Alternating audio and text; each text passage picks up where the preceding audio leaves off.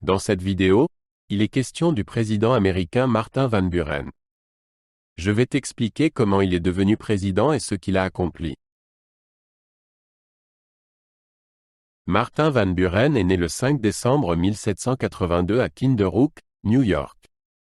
Il a grandi dans une famille de langue néerlandaise et était le premier président né citoyen américain. Van Buren a reçu une éducation de base et a commencé à étudier le droit dès son jeune âge. Il est devenu avocat et a commencé sa carrière politique à New York. Ses premières expériences ont façonné ses opinions sur la politique et le gouvernement. Avant de devenir président, Van Buren a occupé plusieurs postes politiques importants. Il a été sénateur des États-Unis pour New York et a également été gouverneur de New York. Van Buren a joué un rôle clé dans la formation du Parti démocrate et a travaillé en étroite collaboration avec Andrew Jackson. Il était connu pour ses compétences politiques et sa capacité à former des coalitions. Son expérience en politique l'a préparé à la présidence. Martin Van Buren a été inauguré comme le 8e président des États-Unis le 4 mars 1837. Il a pris ses fonctions à une époque de troubles économiques, alors que le pays faisait face à une crise financière.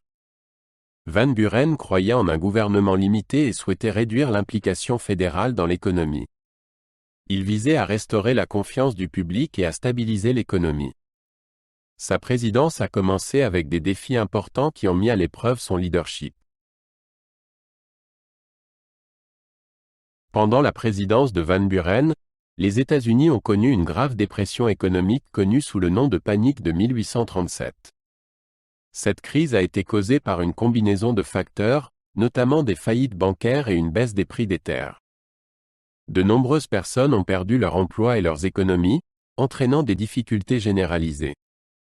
La réponse de Van Buren à la crise a inclus la défense d'un budget équilibré et la réduction des dépenses gouvernementales. Ces politiques visaient à stabiliser l'économie, mais la reprise a été lente. La politique étrangère de Van Buren était axée sur le maintien de la paix et de la stabilité dans les Amériques.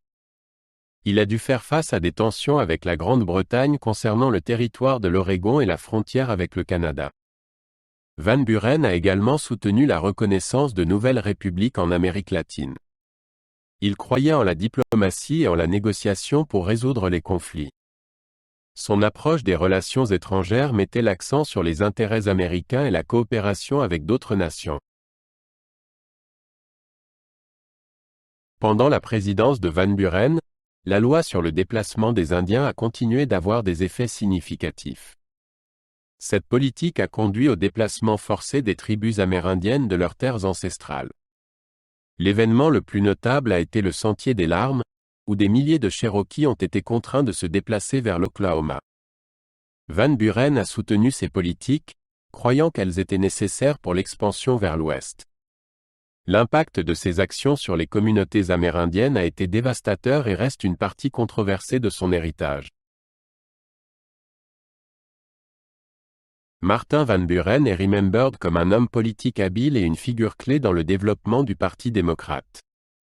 Sa présidence a été marquée par des défis économiques qui ont touché de nombreux Américains. Bien qu'il ait été critiqué pour sa gestion de l'économie, il est resté fidèle à ses principes de gouvernement limité. L'héritage de Van Buren inclut son rôle dans la formation des partis politiques américains et ses efforts pour maintenir la paix dans les relations étrangères. Sa présidence est souvent considérée comme une période de transition dans l'histoire américaine. Après avoir quitté la présidence en 1841, Van Buren est retourné chez lui à Kinderhook, New York. Il est resté actif en politique et a continué à influencer le Parti démocrate. Van Buren a été impliqué dans diverses campagnes politiques et a servi comme délégué à la Convention nationale démocrate. Il a également écrit sur ses expériences et ses opinions sur le gouvernement. Van Buren est décédé le 24 juillet 1862, laissant derrière lui un héritage significatif dans la politique américaine.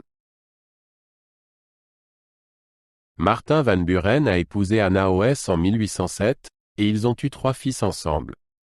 Sa femme est décédée en 1819, et Van Buren ne s'est jamais remarié. Il était connu pour son charme et ses compétences sociales, qui l'ont aidé dans sa carrière politique. Van Buren aimait l'équitation et était un fan des courses de chevaux. Sa vie personnelle reflétait ses liens profonds avec sa famille et sa communauté.